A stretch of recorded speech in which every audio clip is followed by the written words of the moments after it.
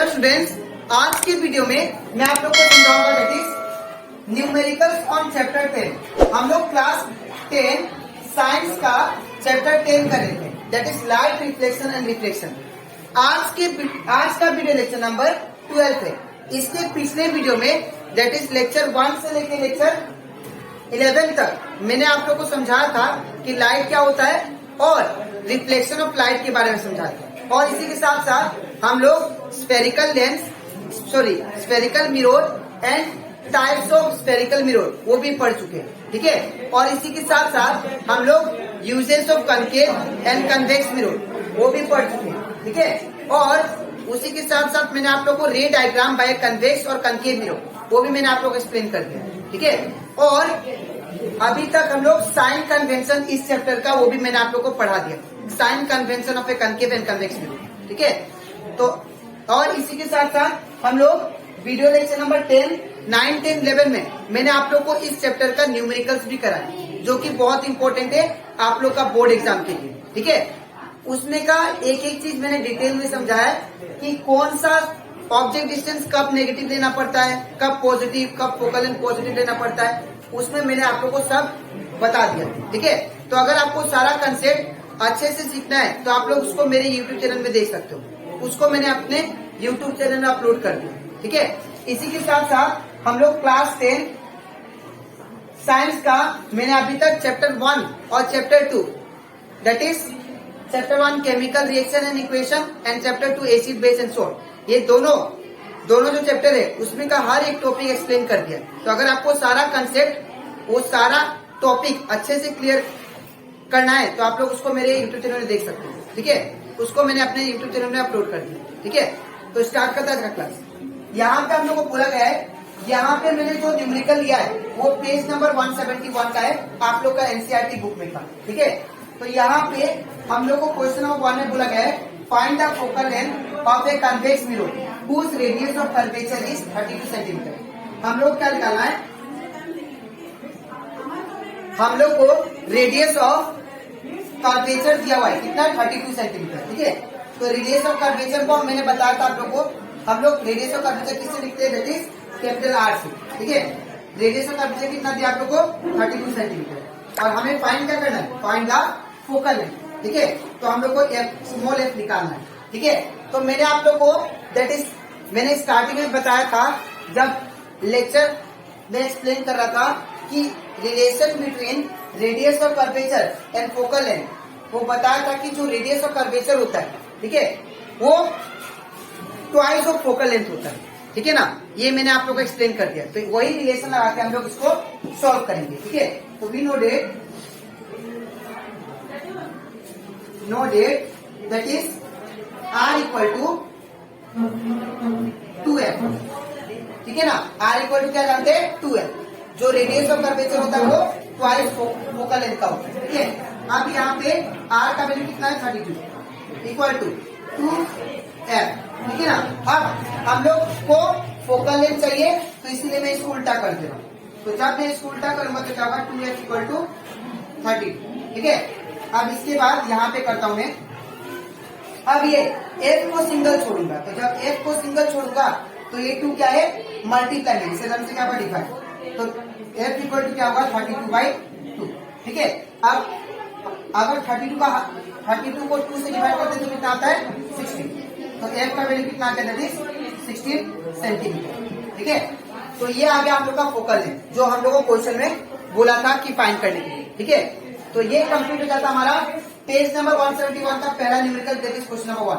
अब इसके next slide में मैं आप लोग को समझाऊंगा second numerical, that is question number 2, ठीक है। तो इसके बाद अब लोग करते क्वेश्चन नंबर 2, वो same page that is 171 page number का है, ठीक है।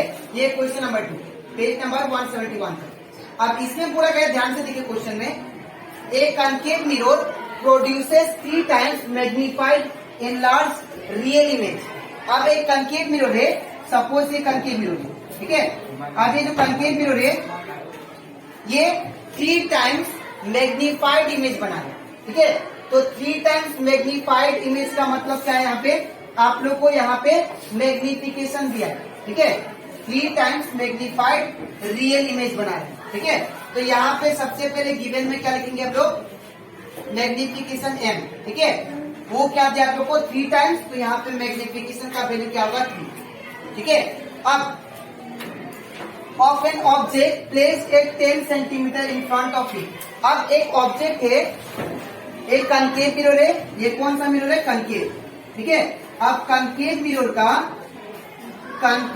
का फ्रंट में एक ऑब्जेक्ट को रखा गया, कितना डिस्टेंस पे, at a distance of 10 centimetre. ये हमारा क्या है, ऑब्जेक्ट है। ठीक है, ये 10 सेंटीमीटर पे। ठीक है, कनकेव मिरर के फ्रंट में ऑब्जेक्ट को 10 सेंटीमीटर पे रखा गया है, और जो इमेज दे रहा है ये मिरर, वो आपका कितना दे रहा है, 3 टाइम्स मैग्नीफाइड। ठीक है, तो हम लोग को क्या फाइंड करना है इसमें कि where is the image located, तो इमेज कहाँ पे लोकेट होगा वो आपको बताना है। अगर ऑब्जेक्ट मिरर का फ्रंट में 10 सेंटीमीटर पे है और 3 टाइम्स मैग्नीफाइड इमेज बन रहा है, तो बताओ इमेज का डिस्टेंस कहाँ होगा। ठीक है, तो ये कैसे आएगा आप लोग ध्यान से देखो। तो सबसे पहले मैग्निफिकेशन लिख दिया जो आप लोग को दिया था, ऑब्जेक्ट डिस्टेंस क्या दिया, यू इक्वल टू, आपको जो यू दिया वो कितना दिया, दैट इज 10 सेंटीमीटर। ठीक है, तो यहाँ पे क्या कीजिए, माइनस 10 सेंटीमीटर। ठीक है ना,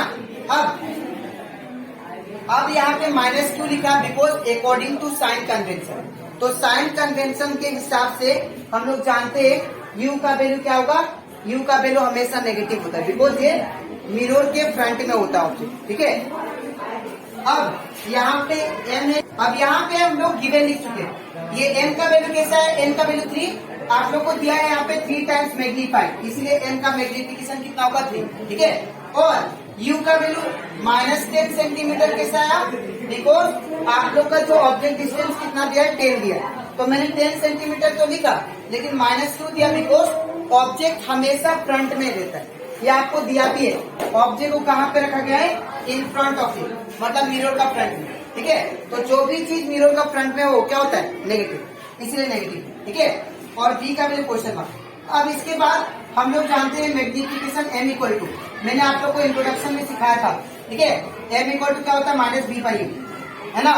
अब यहाँ पे m का वैल्यू कितना, 3, तो 3 हो गया इक्वल टू, अब माइनस का माइनस, b का वैल्यू कितना, तो b का वैल्यू नहीं दिया। ठीक है, तो b का b रहेगा, u का वैल्यू कितना, तो u का वैल्यू आपका माइनस 10, तो माइनस 10। ठीक है, अब ये माइनस से माइनस कैंसिल हो जाएगा, तो क्या बचा, अब ये 10 को मैं उस साइड भेजता हूँ। ठीक है ना, तो ये 10 डिवाइड में इस तरह से क्या होगा, 10 डिवाइड में इस तरह से मल्टीप्लाई, तो 3 इंटू 10 इक्वल टू कितना आया, v।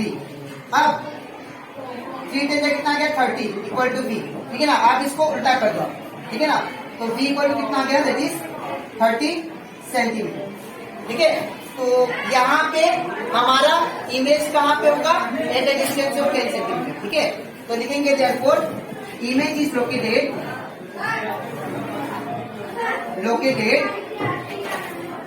Eight a distance of 30 centimetre, at a distance of 30 centimetre. ठीक है ना, अब यहाँ पे हम लोग करते हैं next question, that is question number 2। ये जो क्वेश्चन दिया गया है आप लोग का एनसीईआरटी बुक में का पेज नंबर 168 का है। ठीक है, अब पेज नंबर 168 का है, और ये भी क्वेश्चन आप लोग को सिमिलर करना है। ठीक है, यहाँ पे क्या दिया गया, ध्यान से देखिए, यहाँ पे हम लोग को बोला गया है the radius of curvature of A spherical mirror is 20 centimetre. आपको रेडियस ऑफ कर्वेचर कितना दिया, आई इक्वल टू 20 सेंटीमीटर। ठीक है, the radius of the curvature of A spherical mirror is 20 centimetre. ठीक है, अब what is it's focal length, इसमें भी हम लोग को क्या निकालना है, फोकल लेंथ। तो एफ इक्वल टू आप लोग को नहीं दिया। ठीक है, तो हम लोग जानते हैं कि relation between R and F क्या होता है, आर इक्वल टू 2f। जो रेडियस ऑफ कर्वेचर होता है वो ट्वाइस ऑफ फोकल लेंथ होता है ना। तो वी नो डेट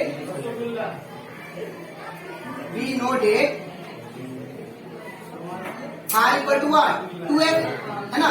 अब यहाँ पे वैल्यू पुट करते हैं, तो यहाँ पे जब वैल्यू पुट करेंगे आर का, तो आर का वैल्यू कितना दिया है, 20 इक्वल टू 2f, है ना।